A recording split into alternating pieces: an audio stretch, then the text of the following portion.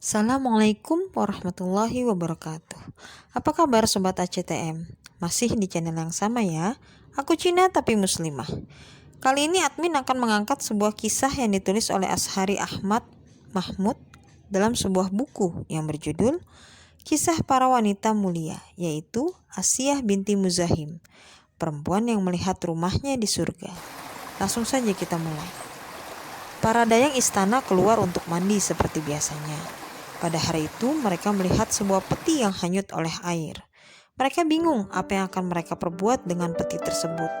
Kemudian mereka akhirnya sepakat untuk membawa kepada majikan mereka, sang permaisuri istana. Mereka tidak tahu apa yang ada di dalam peti itu. Lalu peti itu mereka letakkan di hadapan sang permaisuri agar ia sendiri yang membukanya. Alangkah mengejutkannya saat sang permaisuri membuka peti itu. Ternyata di dalamnya terdapat seorang bayi yang masih menyusu dan wajahnya memancarkan cahaya. Tahukah Anda milik siapakah istana itu? Itulah istana musuh Allah, Fir'aun, istana raja yang zalim yang pernah mengatakan dalam surat An-Nazi'at ayat 24, "Akulah Tuhan kalian yang paling tinggi." Dan tahukah Anda siapa sang permaisuri itu? Dia adalah wanita mukminah yang solihah, istri Fir'aun, Asiyah binti Muzahim. Dan tahukah Anda siapa bayi kecil itu? Ya benar, dia adalah Nabi Allah, yaitu Musa. Ketika pandangan permaisuri tertuju pada bayi itu, hatinya pun langsung mencintainya. Permaisuri berniat untuk membawa bayi tersebut ke dalam istana. Ketika para tentara Fir'aun mendengar tentang bayi itu, mereka segera mendatanginya dan membawa pisau-pisau untuk memperlakukannya seperti perlakuan mereka terhadap bayi-bayi Bani Israel yang lain yang telah mereka bunuh dengan pisau mereka. Namun wanita soleha ini, permaisuri Fir'aun, menghadang mereka seraya berkata, "Pergilah kalian, karena satu anak ini tidak akan menambah jumlah Bani Israel. Aku akan mendatangi Fir'aun, lalu aku akan meminta kepadanya agar anak ini diberikan kepadaku. Lalu jika dia memberikannya kepadaku, maka kalian telah berbuat baik. Namun jika dia memerintahkan membunuhnya, maka aku pun tidak akan mencela kalian." Akhirnya Asiyah pun pergi kepada Fir'aun dengan membawa sang bayi agar dia memberikan bayi itu kepadanya. Sedang dalam hatinya dia mendapatkan perasaan cinta kepada bayi itu seolah-olah itu adalah anaknya sendiri. Wanita soleha ini mendatangi sang suami yang zalim dengan menggendong bayi kecil itu. Lalu dia berkata kepadanya, "Ia adalah penyejuk mata hati bagiku dan bagimu." Tercantum dalam Al-Quran surat Al-Qasas ayat 9.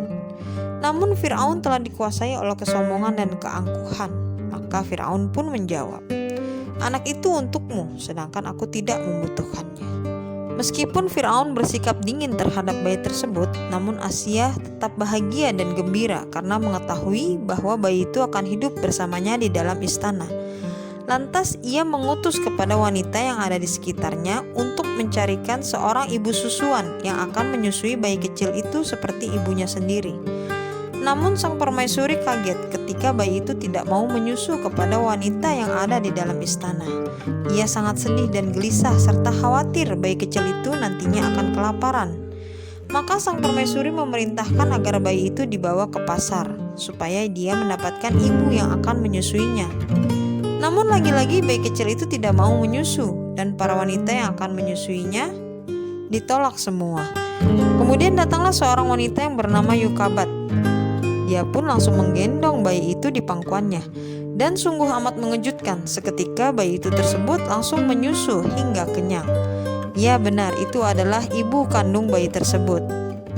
Janji Allah kepada sang ibu kandung itu adalah benar, bahwa ia akan mengembalikan bayi kecilnya kepadanya sesuai dengan surat dalam Al-Quran Al-Qasas ayat 13 yang artinya, "Maka kami kembalikan dia, Musa, kepada ibunya agar senang hatinya dan tidak bersedih hati, dan agar dia mengetahui bahwa janji Allah adalah benar." Berita itu benar-benar membuat sang permaisuri sangat bergembira. Lalu sang ibu masuk sambil menggendong bayinya yang tidak mau lepas darinya. Asiyah tidak mengetahui bahwa wanita itu adalah ibu kandung bayi tersebut. Dan sang ibu khawatir bahwa anaknya akan dibunuh apabila dia menyampaikan hakikat yang sebenarnya. Ketika sang permaisuri melihat bayi itu tidak mau lepas, maka kegembiraan memenuhi lubuk hatinya dan dia berkata, "Tinggallah di sini bersamaku untuk menyusui anakku ini, karena aku tidak pernah mencintai sesuatu seperti rasa cintaku kepadanya." Namun Yukabat berkata, "Aku tidak dapat meninggalkan rumah dan anakku yang lainnya, sehingga mereka bisa terlantar. Maka bila dirimu rela untuk memberikannya kepadaku, maka akan kubawa untuk tinggal bersamaku, dan aku tidak akan lalai untuk memberikan kebaikan kepadanya. Namun jika engkau tidak mau, maka aku tidak bisa meninggalkan rumah dan anak-anakku yang lainnya." Akhirnya Asiyah binti Muzahim setuju bahwa anak itu tinggal bersama wanita tersebut yang merupakan ibu kandungnya sendiri. Anak itu tumbuh dan berkembang yang dilingkupi oleh rasa cinta dan kasih sayang dari sang ibu kandung dan permaisuri. Hadiah dan pemberian setiap hari datang ke rumah Yukabat.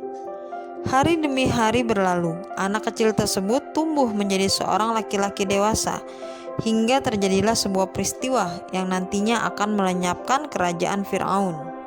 Nabi Musa diangkat menjadi utusan Allah, dan pada hari ini cahaya petunjuk yang pernah ada di bawah anak kecil itu menyinari kembali setelah menjadi Rasul Allah.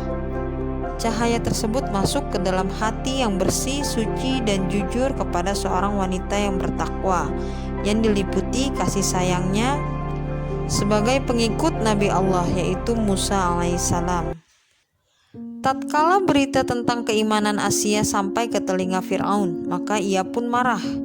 Sang suami yang zalim itu keluar kepada kaumnya seraya berkata kepada mereka, "Apa yang kalian ketahui tentang Asiyah binti Muzahim?" Maka mereka memujinya. Lalu Fir'aun berkata kepada mereka, "Sesungguhnya dia menyembah Tuhan selainku." Maka mereka berkata kepadanya, "Bunuhlah ia." Kemudian tibalah saat-saat yang menentukan, yaitu saat sang raja yang zalim itu memerintahkan kepada tentaranya untuk memasang pasak. Lalu dipasanglah pasak, dan wanita mukminah yang soleha itu pun dibawa dengan diikat kedua tangan dan kakinya pada pasak tersebut di bawah terik matahari yang sangat panas. Raja yang zalim itu menimpakan berbagai macam siksaan kepada wanita mukminah ini. Kedua tangan dan kakinya dipaku dan di atas punggungnya diletakkan batu yang besar. Namun Asiyah tetap mempertahankan keimanannya kepada Allah. Siksaan terus-menerus ditimpakan kepada wanita yang jujur ini. Namun pertolongan ilahi tidak pergi menjauh dari wanita soleha itu. Maka setiap kali mereka meninggalkannya, para malaikat pun datang menaunginya. Maka Asiyah pun berdoa kepada Allah yang tercantum dalam surat At-Tahrim ayat 11, yang artinya, "Wahai Tuhanku, bangunkanlah untukku sebuah rumah di sisimu dalam surga, dan selamatkanlah aku dari Fir'aun dan perbuatannya, dan selamatkanlah aku dari kaum yang zalim." Allah pun mengabulkan doa wanita yang soleh ini. Maka disingkaplah tirai yang menutupi pandangannya, sehingga ia dapat melihat rumah yang dibangun di dalam surga. Dia tak mempedulikan Fir'aun dan para algojonya. Dia juga tak mempedulikan Fir'aun dan keangkuhannya. Tetapi dia tersenyum dengan senyuman orang yang gembira, dan tertawa dengan tertawanya orang yang diberi kabar gembira bahwa ia akan memperoleh kenikmatan.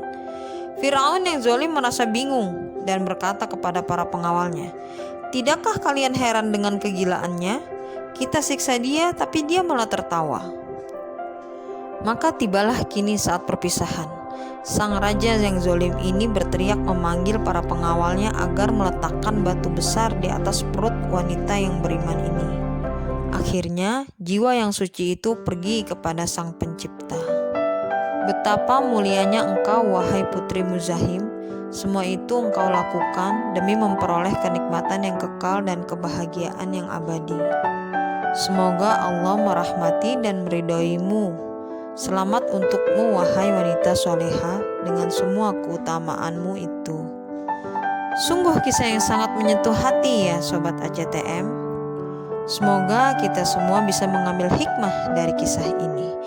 Bagi Sobat ACTM yang mempunyai kisah serupa atau kisah inspirasi, kisah nyata, bisa dengan mengirim email ya ke actm.sharing@gmail.com. Akhir kata, wassalamualaikum warahmatullahi wabarakatuh.